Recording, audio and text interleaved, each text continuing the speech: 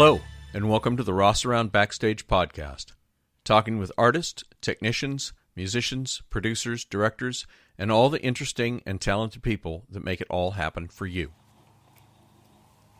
Hi, this is the Rossaround Backstage podcast, and I'm Ross Pallone, and I'm here today with my old friend Michael Mason. He's a music editor, producer, and drummer, and his credits include Jame Newton Howard, John Debney, Snuffy Walden, Marty Davich, and Jay Ferguson. Michael's been working in the film TV business for many years, and he's got some stories to tell. So we're going to start off with asking Michael to tell me, how did you get into the business, Michael? Well, the business that you just described started, my friend Robbie Weaver and I had a studio that was built after we both got married and had children and had to separate our environments. So we built this studio in the back of his house, and once we built it, decided we probably should try to make some money while we're doing it instead of just recording demos for our band.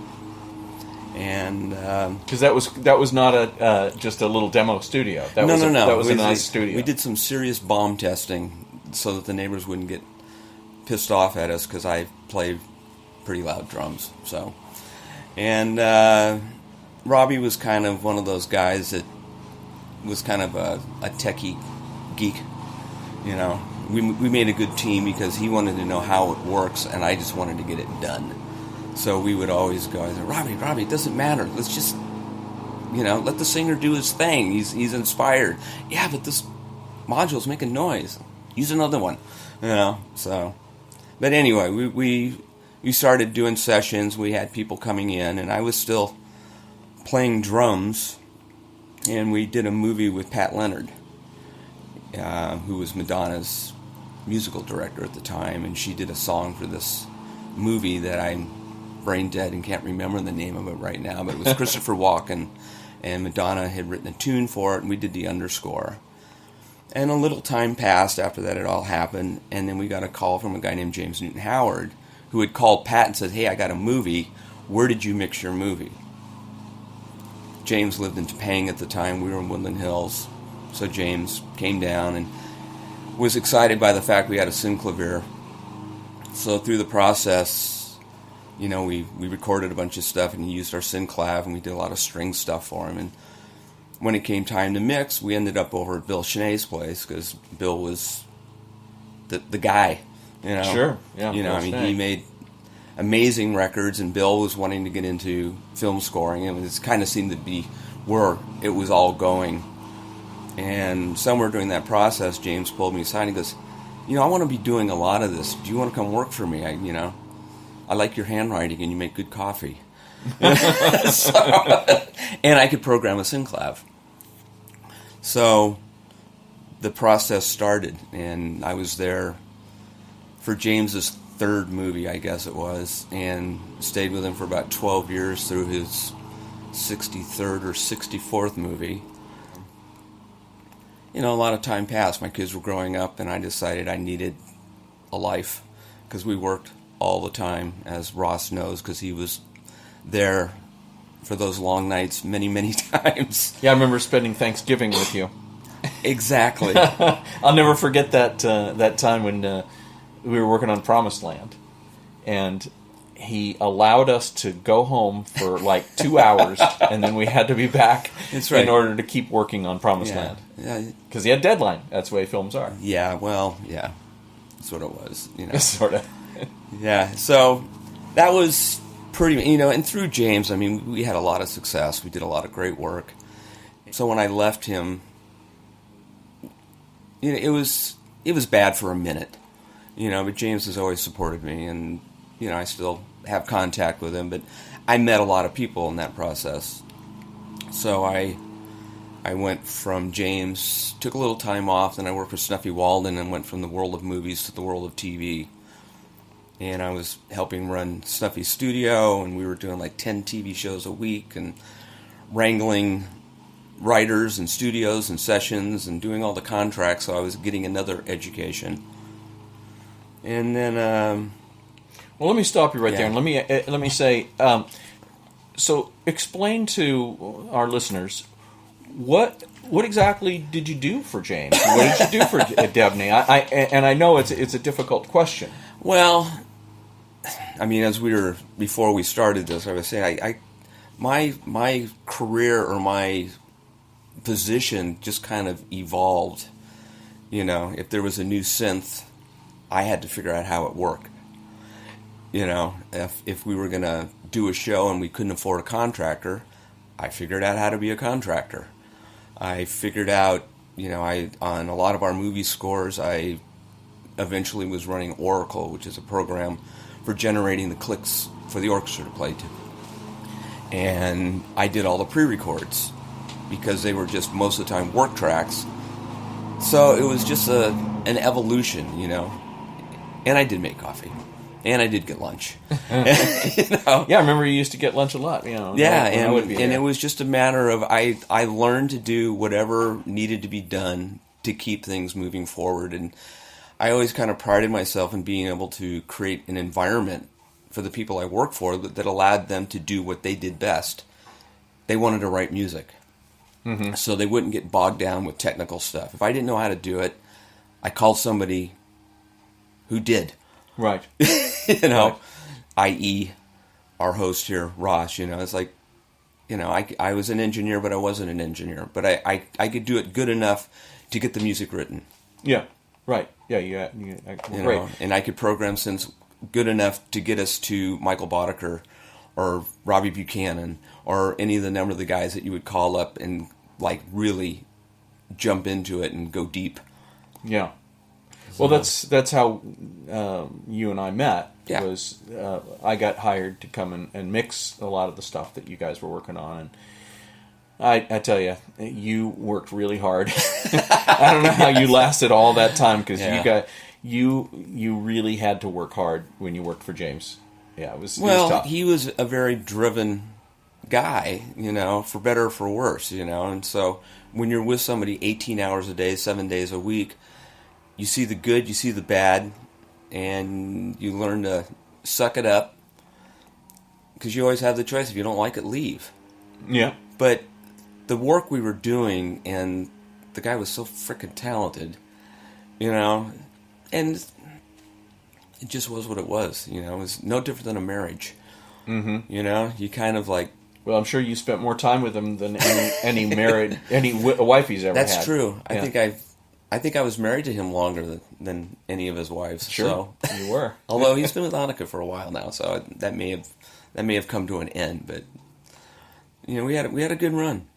You know, I don't regret any of it. So. And then when you moved on to James Debney, instead of doing films, you were doing. No, well, with Snuffy we were doing TV. Oh, Snuffy. And then when I left Snuffy, I went back and I started working for John Debney, and I was more back in my world. I like the long-term process. I like having 3 or 4 months to develop a score. TV is pretty much spot it, write it, mix it, repeat. Mm-hmm. You know, it's a factory. Which is, you know, I mean, there's a process to that. There's a creativity to that, to getting it done and trying to keep it fresh. But I you know, and then when I started working with John was a little bit more open to letting me play drums because with James, there was no time, and we were using Jeff Porcaro, so why did he need me? Right, exactly. It's like, I had no argument for that, so... I'm going to pause for the us right now and wait for our gardener to finish his blowing. There we go. Yeah. Okay, so we're back. Sorry, I had to help him with some technical difficulties.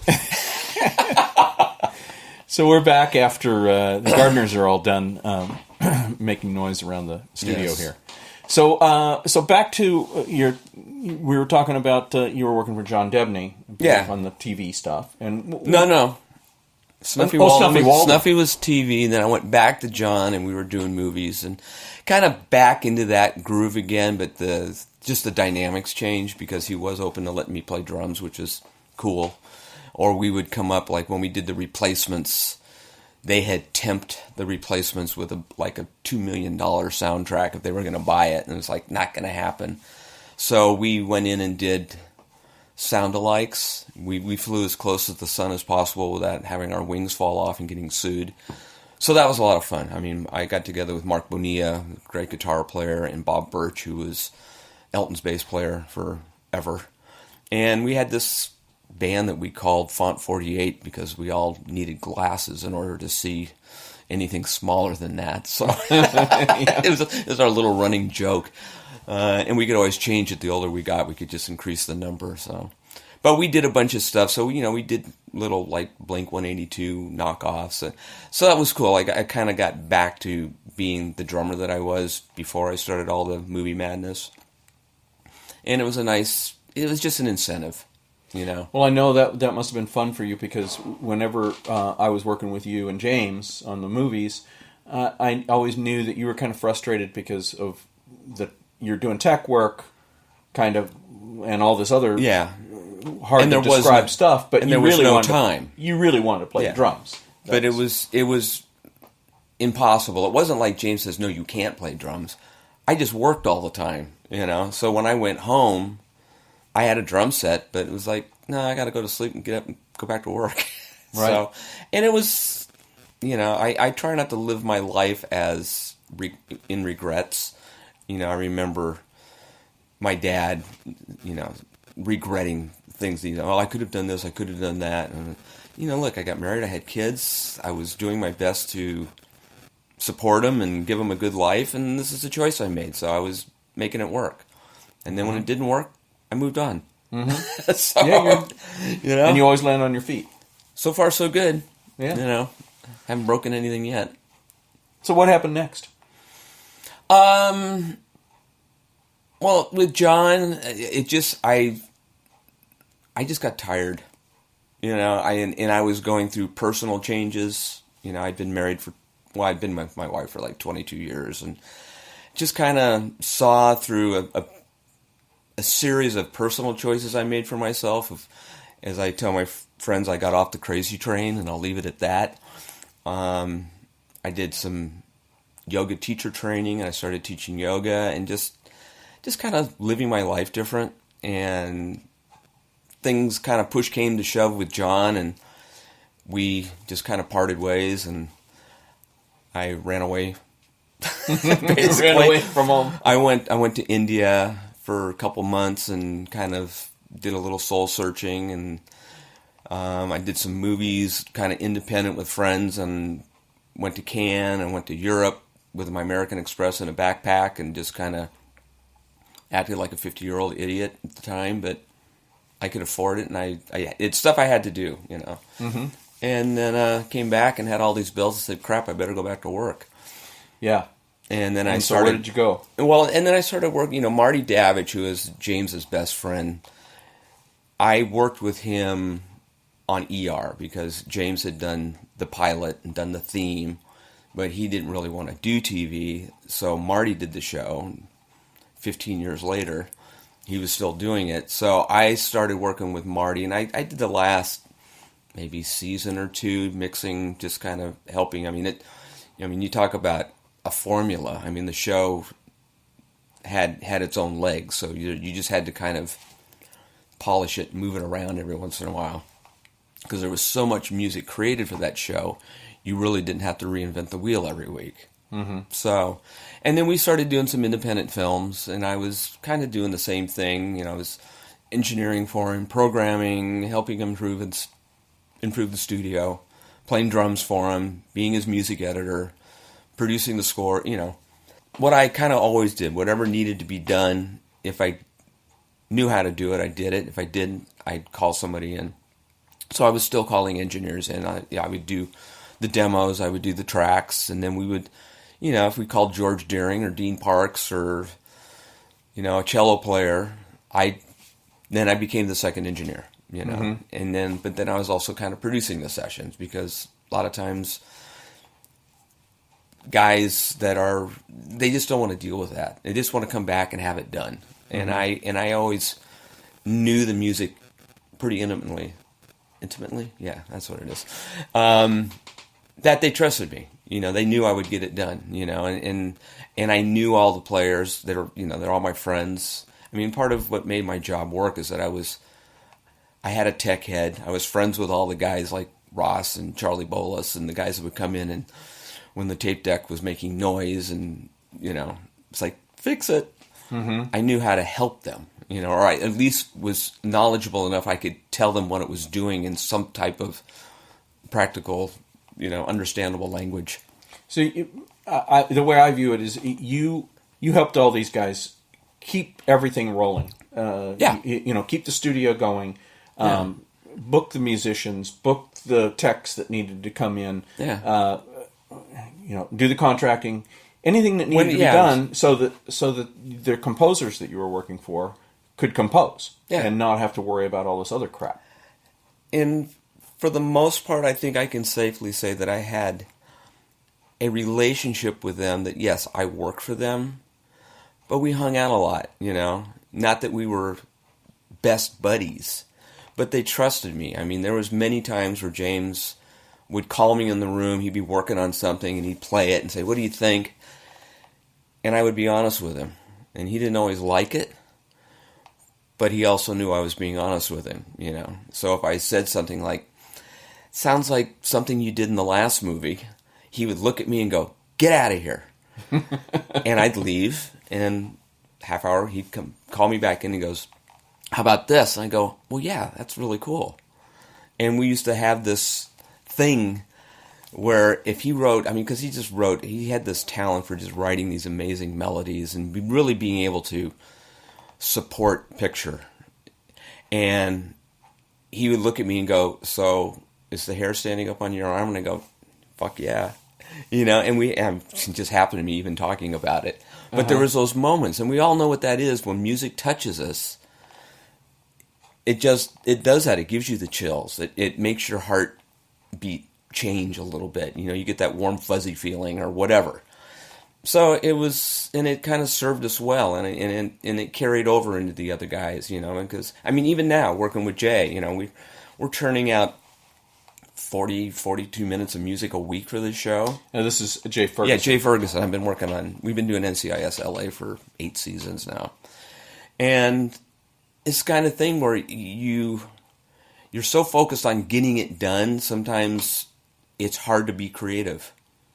You just have to make sure that what you're doing, you have to trust your instincts and do it. How much time do you have to do an episode? From start to finish, 7 days.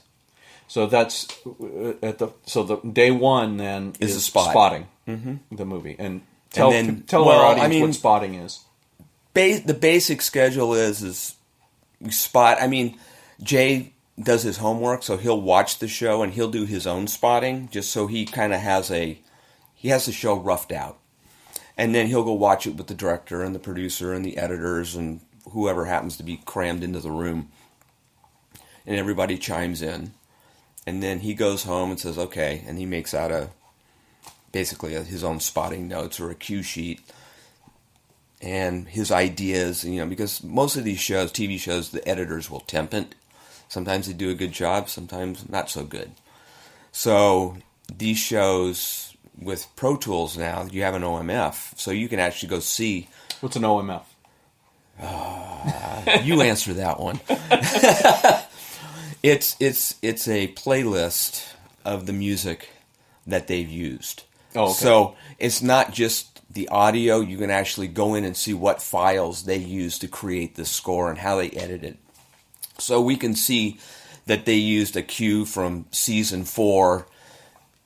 We have all these numbers that we use. So, it's like show 192 Q1M5.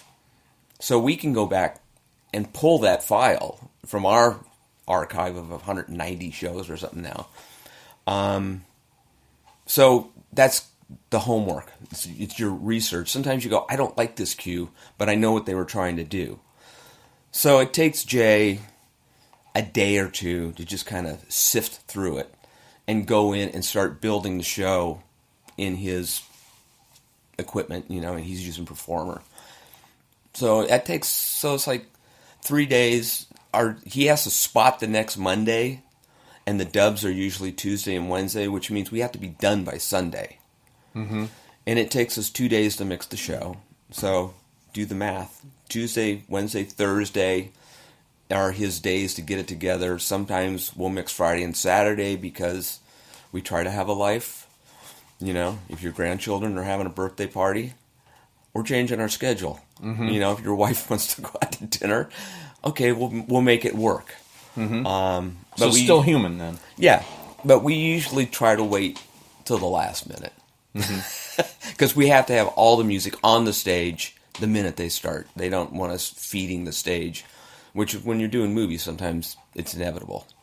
Yeah, because the process of mixing a movie takes weeks. Yeah, it could take a month or something. TV shows, it takes them 2 days to mix it. And traditionally, what they do is they go through, they get everything in there, they do a playback, everybody takes notes, and then the next day you spend fixing it. Because meanwhile, somebody else is recording all the effects. Well, yeah, they're cleaning up dialogue and doing all that. Yeah, I mean, you have the music, you have dialogue, you have effects. And then you've got all this stuff going on. I mean, a show like NCIS LA has a lot of special effects. So a lot of times we're working to a slug that says shot of building exploding. So when you finally get to see the building explode, and it, you know, usually they're really good about the timings. So if it was a shot that was like 2 seconds, 5 frames, it's not going to change things. But you just have to check. You know, I don't trust anybody. They give us a new picture and they say, oh, we did this. I go, I'll believe it when I see it. So part of what I do for Jay is when we do get new picture, I take everything we've done and make sure that what I'm sending them works with what I know they're going to be working to. Just, you know, it's that anal thing that James liked about me.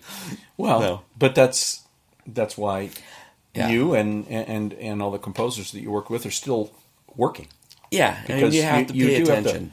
You have to pay attention to detail when you're working on that kind of stuff. And it's also having an editor that's doing the same thing, also having a mixer that's doing the same thing. So if they call you up and say, I hear something funny there, what is that? As conscientious as I try to be, you know, when you're mixing 30, 40 minutes of music, you can't help but go into autopilot. And you're not really listening anymore. You're doing the technical part of it. You know, it's hard to go back and listen to every stem and listen to the drums. You know, I mean, I listen well enough to know that I don't have drums on my string tracks, but if there's a funny noise or something hiccuped, because just with computers, they can just hiccup, and if you're not listening all the time, shit happens. You know, and then you get a call from the stage, and they go, something happened here, what is it? And you listen to it, and you go, ah, crap. And you got to go back and fix it. So I've gotten much better because in our process, I sit there with headphones, and as we mix, I go to the other side of the room, put it up, listen to it. I still don't listen to it from the beginning to the end, but I'll kind of click through it and say, okay, there's no hums, there's no buzzes.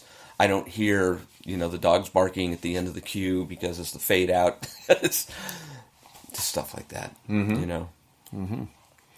Okay, so that's Jay, and that's who you're working for right now. Yeah. What do you are you planning on keep doing this for until you drop, or? Yeah.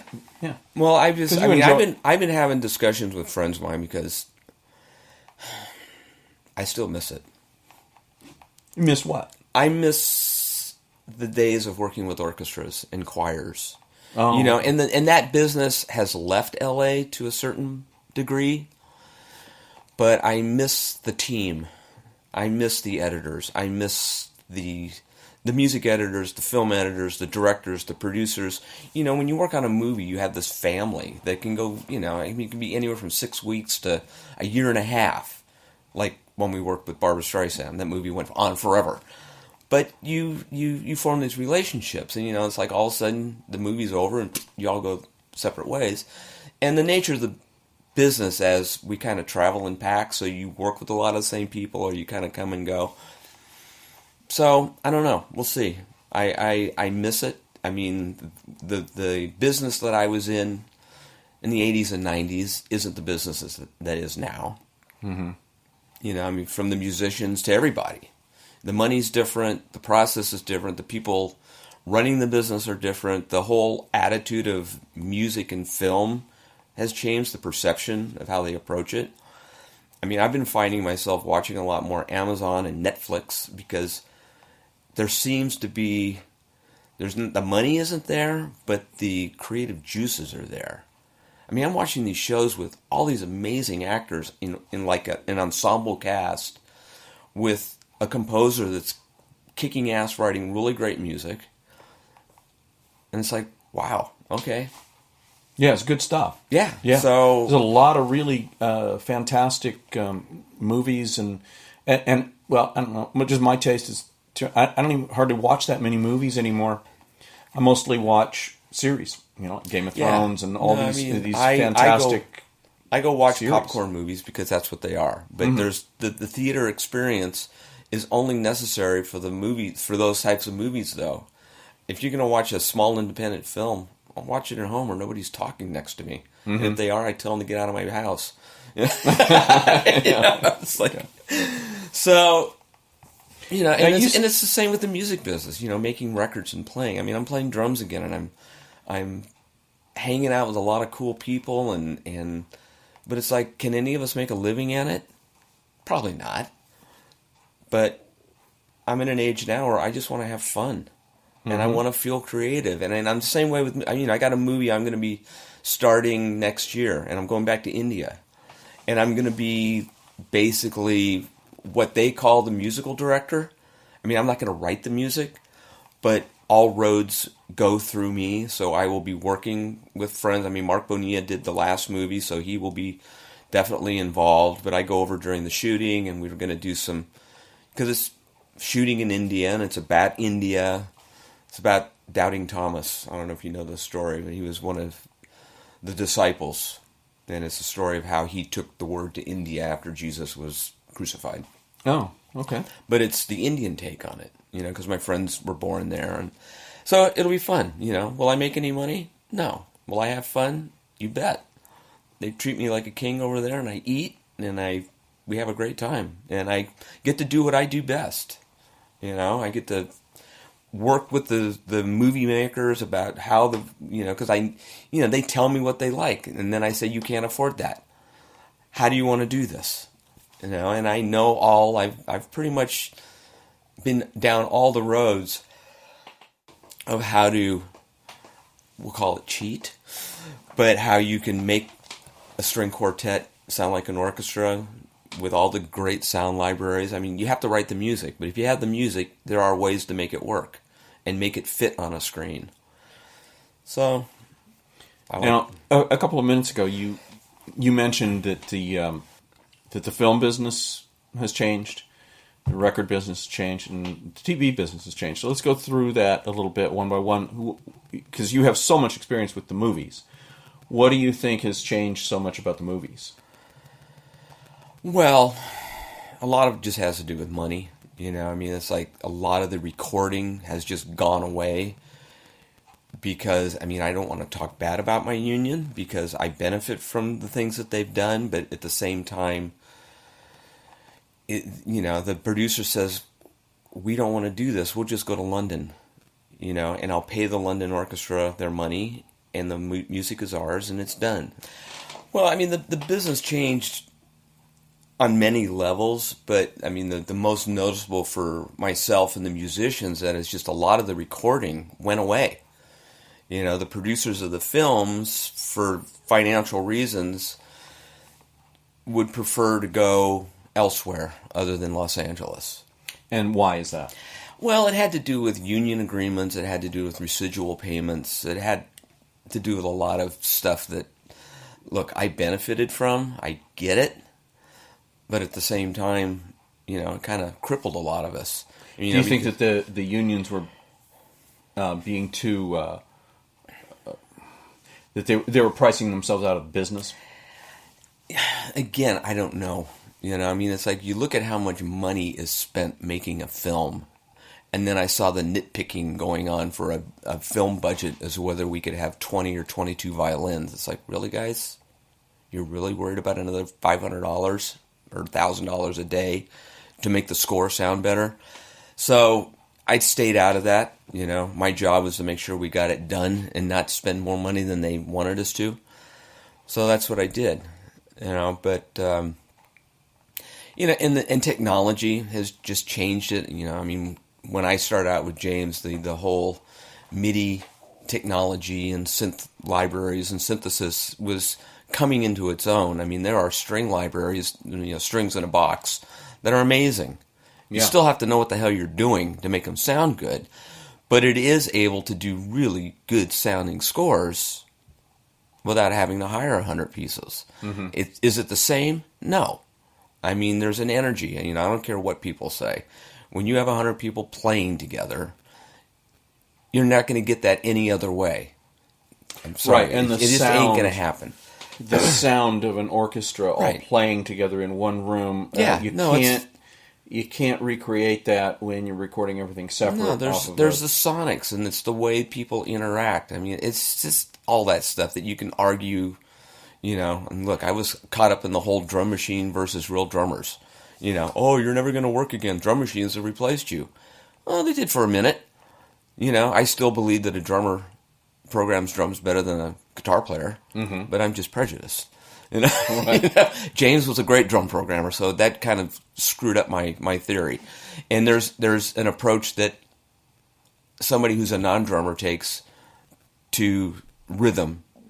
They'll do stuff, and I go, I would have never done it that way, but that's cool. I like that. Mm-hmm. That's why I always like listening to Stevie Wonder play drums, because he did really bizarre things, but cool. Mm-hmm. He wasn't. When you're trained a certain way, you just kind of, okay, this is how I play this song, and you go into this pre-programmed thing.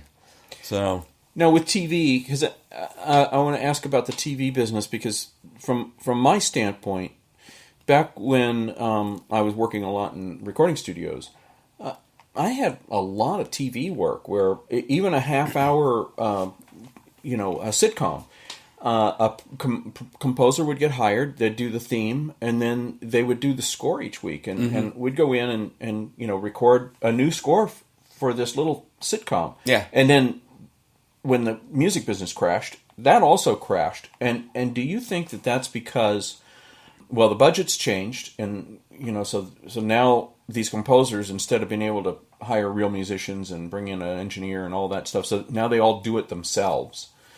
But my big question that I've been toying with, and I think that you'll probably have an answer, is now all the music libraries that so many musicians contribute to, they get paid, X amount of dollars to... All trying to generate mailbox money. Right, so they're generating mailbox money, but aren't they kind of cutting off their nose to spite their face? And so now, instead of getting those gigs to come in and actually record a song, now they're using all these music libraries. Well, you're damned if you do and you're damned if you don't. I've kind of contributed to that, considered it.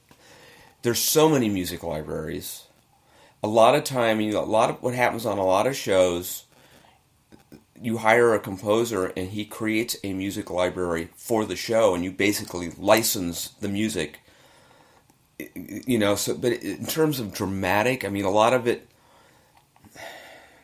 a lot of guys do it themselves. A lot of shows, like we were talking about before, the music business gravitated to TV in terms of songs, because now to be a large part of becoming successful in terms of selling records, if you get a song on Grey's Anatomy, you're getting exposure, and you get downloads, and people will come see you. That's in a lot of shows. And a lot of it I agree with. I like a lot of the stuff that they're doing with songs. It's been a learning process because it's so foreign to the way I learned my take on it. How you can take a song and actually have somebody singing under dialogue and have it work. It's tricky though, isn't it? In concept, it didn't work for me, but I try to stay open, and I watch, and I just keep watching, and I've gotten to the point now where it doesn't distract me. So, music supervisors, their role in... The music supervisors have become composers in some respect, because they do find these songs and they are able to get dramatic content out of songs. Whereas in the old days, when I walked through the snow to get to the studio, you would sit but you had time. There's no time. There's still, the Simpsons are still using an orchestra. Mm-hmm. I know that, but that's only because they've been on for 30 years. Insists on it, and I'm sure he's had to fight for that. Right, but the money is there, you know, and the machine works is in, this show has been rolling for so long that but for the most part, any new TV, I was music editing, doing pilot season, and there's just the amount of content that is going through the funnel to even get on the air, and once you get on the air, you hit the ground running. So if you have a theme, themes, growing up we had theme music, you had Bonanza, you had all these shows where you had these memorable things. ER, a lot of shows come down to like 2 notes. Dun dun dun. That's the main title for a show. Mm-hmm. So, I don't question it. I kind of raise my eyebrow and go, okay, well, that's what they want. That's what I'm going to do, because in order to survive, you got to adapt or get out. And I don't want to get out. I like it. Mm-hmm. So, I try not to become that crotchety old bitter man that I used to see when I was coming up. The music editors and the composers, and they grumble. I just used to play the piano, and they would accept it, and we'd go score it. Well, that ain't happening anymore. Directors, producers, they want to hear their score before anything. Mm-hmm. So you think you have a desire to go back into the film part of it? Well, and get I'm away open from to TV. I kid about it, but I'm probably not really joking that for me to go work with newer composers, I won't call them younger, but guys that it's just a different way of doing it. Everybody has learned, because I've spoken at seminars and schools that are teaching how to do film music, and everybody. When we had to learn how to do this stuff, the technology was kind of evolving with us. But now, you have to know how to do so many things to call you have to be a mixer, you have to be a programmer, you have to know how to work, Pro Tools or whatever DAW that you decide you're going to use. So you become a one-man band. Is that good or is that bad? Monetarily, it's good. But you're an island unto yourself. So, who knows? So, I don't know. I don't know if the day of what I did has come and gone. I'm sure there's always going to be extenuating things. Things could change. But yes. Who knows? Yeah, because we haven't seen a lot. I'm sure both of us haven't seen a lot of the changes coming, but they came. Yeah, and you do have to adapt. Yeah, would I really want to go back and do what I had to do to get my job done once upon a time? Probably not. I wouldn't have the patience, the stamina, the desire, desperation, all the things that were tied into getting it done. It was exciting, and looking back on it, it was awesome. Mm-hmm. But I still have a desire to be creative. I like working with people. People say, you want to be a composer? And it's like, no. But I like to, Well, that's a talent that, being a composer is kind of like being a songwriter. You just have to be that. You just have that kind of creative. It's also terrifying. Seed in your brain. It's terrifying. Yeah, I've just seen it so many times. It's hard. My limited amount of writing and stuff like that I've done. When I was in my comfort zone and doing what people knew I could do, and I was doing it. But to have somebody hire you and say, I want you to, create the best music you've ever done for my TV show. And it's like, and you have 3 days to do it. Hurry up. Mm-hmm. And you sit in the room in terror. Because when it all comes out, and then you play it for them, and they go, I don't know. Yeah, that's not really what I had in mind. Yeah, I had something different in mind. Can you try something else?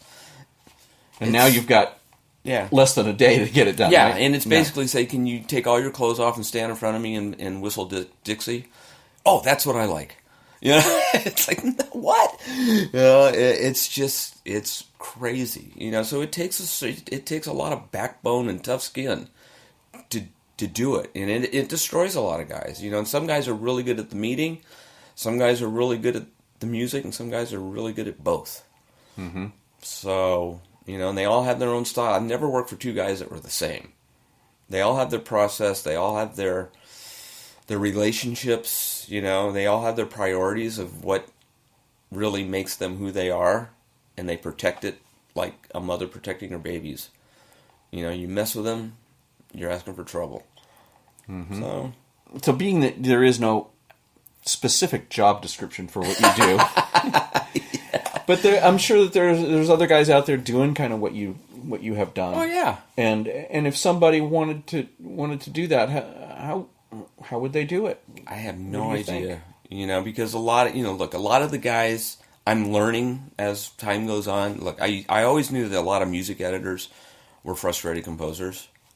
As time went on, you say, "Oh, I'm doing a little movie," and pretty much anybody who's in the technical end of it kind of came upon it as a way to make money because they were a musician and weren't making any money playing bars, or they had a family and they were looking for something a little bit more secure. At least you thought it was. Well, it's secure for a while anyway. Well, but it also, like you said, you knew how frustrated I was when I was working for James because I wasn't playing. Mm-hmm. But, something's got to give. I'm thankful I didn't forget how to play. I didn't lose my passion.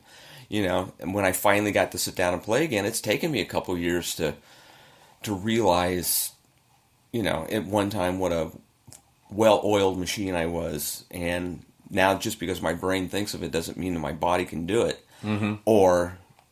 playing the drums is a very, very physical thing, and a lot of it is muscle memory. And, it is, and muscle tone. It's an exercise. But I benefited so much from working with JR, working with Jeff, working with Carlos, working with Vinny Caliuta, and I worked with the best guys in the business, along with all the bass players and guitar players. So I saw what they did. They were monsters, but when it came time to do the job, they did the job. It wasn't who I am and what I can do. It was being able to come into a situation and say, this is what they want, and give it to them. Jeff was so good. When he would pass along his bits of wisdom, he says, when you go to a session, get your drum sound, play some beats, and just listen to the song and play what the song needs. A lot of times... That sounds pretty simple. Yeah. Well, but, a lot of guys are playing for themselves. They want to impress. And engineers, they're saying, what the hell are you doing, dude? And guitar, and it's not just drummers. They all do. Guitar players want their fantastic sounds. No, I just want this really triple strat sound. I just want you to go jink, jink, play it in time, play it in tune, and groove. Mm-hmm. And it's, I learned that through osmosis, but now that I'm playing... it's been a win-win because I've never been a fancy drummer. There's no need for me to be a fancy drummer, so I just bang steady. Mm-hmm. And thank you, Ringo. Thank you, Charlie Watts. Now you've got a couple bands that you play with. Yeah, I did some gigs with Deb Ryder, who's this fantastic Topanga blues singer. But I was subbing. So it's like we're all moving. It's a constantly moving target. I was playing with a band called the Malibus for the last couple of months, but they have a drummer who was out on the road. So when he came back, it's his gig. I get it. I'm fine with that. Mm-hmm. So I've just been kind of moving around, and I keep, I realize if I really want to do what I want to do, I put my own band together. Mm-hmm. And then try to find a way to keep it together because... Yeah, that's tough. Yeah. It's hard to go out and play a bar for a sandwich and a beer. Yeah. You do it once, but you can't keep a group of people together, because we've all established these rules. I either have to have a lot of fun and really like the band, or you got to pay me. Mm-hmm. Hopefully both. Yeah, that's the best, of course. But, the gigs, you go out and play a bar. I mean, there's residencies. I mean, but there's a lot of stuff going on. I mean, at least there's live music in the bars now. The blues scene is alive and well. Viva Cantina. There's a lot of venues with a lot of cool shit going on. You can go out and hear country. You can go out and hear newer singer-songwriters at Hotel Cafe. You can go to Bogies and Bogarts and all these places, and there's stuff going on. I mean, for a while there, all you got was DJs. Right. And karaoke. Karaoke's still alive and well, but it's like, most of the bars do that on Thursday night or Tuesday night. Uh-huh. So, I've been encouraged. I mean, at least there's places to play. Yeah. And there's a lot of guys out there like me who kind of like put it on hold, raised their kids, got to be a certain age and said, fuck this. I'm gonna go play music. Yeah, I've had a career. I'm making things work. I'm not, as concerned about getting rich because it ain't gonna happen, and I'm not gonna consume myself in my later years with the idea that I'm gonna have a lot. I have enough, and I have my health. I have my kids, and I'm still never happier than when I'm, playing Led Zeppelin or Deep Purple or the frickin' Byrds or the Beatles. So just fun. Yeah. And that's a good thing for people to do. I think, it's unfortunate that so many people don't have jobs that they enjoy. And you've had a lot of jobs that have been interesting, but I know that it has been very difficult for you too, because you had a lot of pressure. And I had great jobs that I really enjoyed, but also messed with me. Mm-hmm. In terms of never seeing my family for, it felt like about 10 years, because I worked all the time. And when I was home, I was a mess. So, and I squeezed it in, and I have a great relationship with my kids. So somehow, some way, it worked. I survived it. They survived it. My marriage didn't survive it. Right. But I don't know a whole lot of people. That's not very unusual. Yeah, and people used to say, God, how'd you stay married for so long in this business? Well, eventually it caught up to me, and a lot of it just had to do with when I did kind of wake up and open my eyes, realized a lot of things, and it just, I don't have any regrets, I really don't. Could I do it better? I like who I am now, so why would I change anything? Mm-hmm. No, I think we've all had those times where things have been very difficult, but I think people who have been able to survive this business and actually stay in it are happy that they did, and they enjoyed it. But people, every now and then somebody will come up to me and say, "Hey, my kid, is a guitar player or a piano player or wants to be an engineer or wants to do this," and I always, the first thing I tell them, look, try to encourage them to do something else first. I never do But that. if they, my philosophy is that if you tell them that, but they don't listen to you and they go off and do it anyway, those are the people that will actually get into the business because it's not easy. And I mean, I grew up in the business long before Jame Newton Howard was ever a part of my life. I mean, I was a child actor. I was a dancer. I've been on stage or doing something since I was 5. And the mantra from everybody, don't depend on it. Don't depend on it. It'll break your heart. It'll mess you up. Be a doctor. Do something else. And it was like, no. But that's what I'm saying. Yeah. Is that people like you, because people try to talk you out of it, but you wouldn't hear it. You wouldn't allow yourself to be talked out of it, and that's why you were successful. Yeah. I mean, it's like I can't imagine myself doing anything else. Now, but I have learned that the spark, that the things that happen when you're being creative or in your groove, whether it's mixing music, whether it's playing drums, whether it's coordinating an orchestra session that comes off awesome, or spending 3 days prepping all your technical crap that you got to do and nothing breaks during the session. It's like, wow, that's cool. I'm really good at this. Mm-hmm. That can be found many different ways, and I found cooking is one of those things. I look at cooking like producing a session, because you have to prep. You got to do all your stuff. You got to think. So it's that focus. Or learning a new song. I sit down, I learn new songs all the time. I mean, I still learn how to play music the same way I did when I was 10.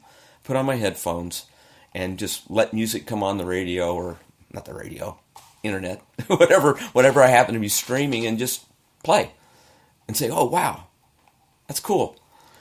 And it's just exploring and creating, And I find that there's things that I don't gravitate to. People go, why don't you write? No, that's not what I do. Writing, well, I like to write music, but I like to do it with somebody else. I'm a good collaborator. Mm-hmm. So it's part of being a drummer, I guess. It's hard to be. Well, like I said before, it's a gift that people have, and it's not something you can learn by going to school or taking lessons or anything.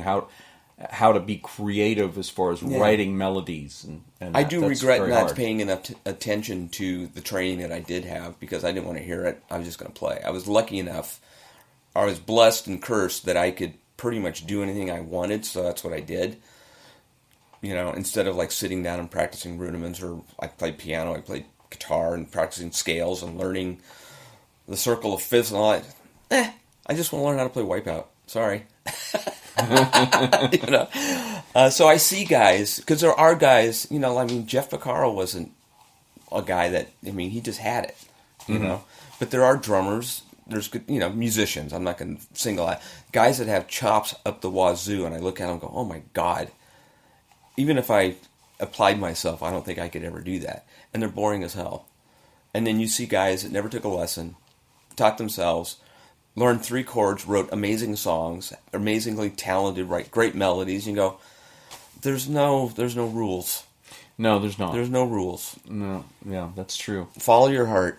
All right. I'm sorry. Well, this has been a lot of fun, Michael, and great seeing you again. I don't think we've actually seen each other in person for like 30 years or something now. Maybe. I don't know if it's been 30. We had babies, now they're not. Maybe 20 years ago. But it's amazing how the time flies, and I'm glad and how it hasn't changed at all. I'm glad that you're doing well, and that you're healthy, and that you're still going strong in the business, and keep it up. I've kind of found this place, and I've learned not to get comfortable with it. I know my show won't last forever. Will I pack it in when it's over? Probably not. So I've just been doing, it's like technically, part of my job was always staying up on the latest things. Mm-hmm. And it seems like a lot of it has stagnated. It's like how many string libraries can there be? How many drum libraries can there be? You still got to know what to do with these libraries. And, do I use Pro Tools? Do I use Logic? Do I use Cubase? Whatever. They're all tools. And if you, pick your tool and learn it. Mm-hmm. And it doesn't really matter, So I try to keep my fingers in it all. Because I never know where I'm going to land. Oh, I use Performer. Oh, crap. Really? I got to learn this one again? Right. They are all different, aren't they? But, PC or Mac, it'll never go away. It's like VHS or Beta. Well, that did have a final conclusion. Yes. So, it just keeps changing. You can't do anything about it. So, I think we've touched on it before. It's like you either adapt or get the hell out. Shut up. Mm-hmm. Don't complain about what it used to be, because that's exactly what it is, what it used to be. Wise words. And you learn a lot. It's not how you did it. It's what, it was the motivation behind getting it done. It's the hard work, the attention to detail. And for me, being able to interpret what people want, not trying to impose my values upon them. And I know as a musician, I can say I spent many years trying to get bands to play songs so I could play drums the way I wanted to play. If you're going to be a solo artist, you can do that. But if you're going to be a team player, you got to know. Mm-hmm. I've read a lot of stuff lately from other, respected musicians that say, look, if you're going to go out there and be a gun, you got to be able to walk in and pretty much do everything. You don't have to be an expert at it, but you got to at least know what they want and then know how it applies to what you do. So, yeah, it isn't and a lot of fear is involved in it, because like you say, can you speak French? Oui. All right. Well, Michael, it's been a real pleasure having you, and awesome. Thank you for coming, and thank you for making the trip out here to my house to Good luck to do this. censoring it all. Yeah, I gotta get rid of those lawnmowers and stuff too. Yeah. Well, I was talking about more my potty mouth, but it's okay. I'm sure. Oh no, that's fine. This is the free world. We can right. talk however you want. I watched. You can turn it. I watch TV now, and I find my most going. They can say that now? I mean, I've been watching this show called The Ranch.